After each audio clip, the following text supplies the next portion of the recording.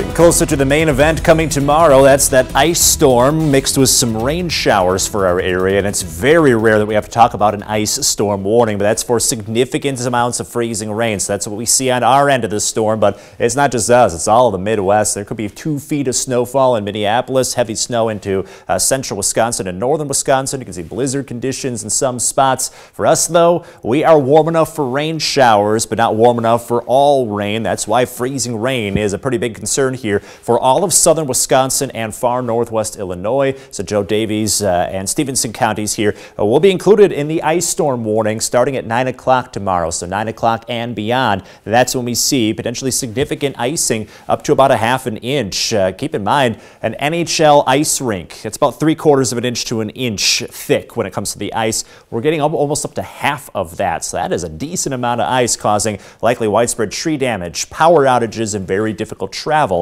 Outside of those areas, so everywhere except for Lee and Whiteside counties, you're looking at a winter weather advisory. So less for snow and sleet, less for ice, but still enough to cause some difficulties through the day. You're going to be able to travel around, but you have to do it with a lot of care. So this does include spots like Rockford, Oregon, Rochelle, and Belvedere when it comes to some icy conditions. Impacts would be those downed tree limbs because of all the weight of the ice on them, and power outages. So charge up your devices tonight. Make sure that you've got those ready to go just in case the power goes out. Then be ready for those icy roads after 9 o'clock in the morning and lasting into that Thursday morning commute.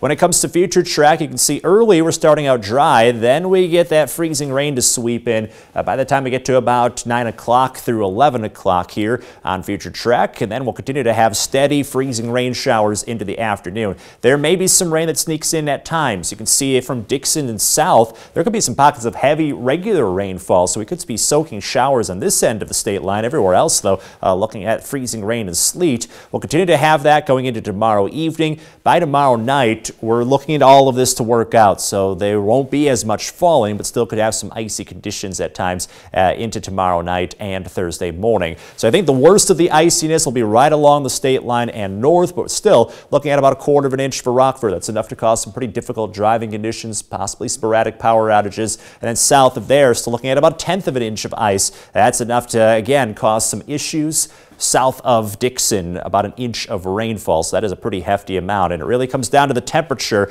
32 versus 33 goes a long way in determining just how much ice piles up. A lot of that may melt by Thursday afternoon after the showers leave. Friday, some sunshine, but colder weather. Then we rebound this weekend before more rain, as in regular rain, arrives next week. In your most accurate 10-day forecast, we go into the month of March with relatively seasonable conditions. A lot of 40s long term, but could see more active weather in the middle to end of next week. Now, in our 4-degree guarantee, our streak broke yesterday. Back on track today, $13 cash total.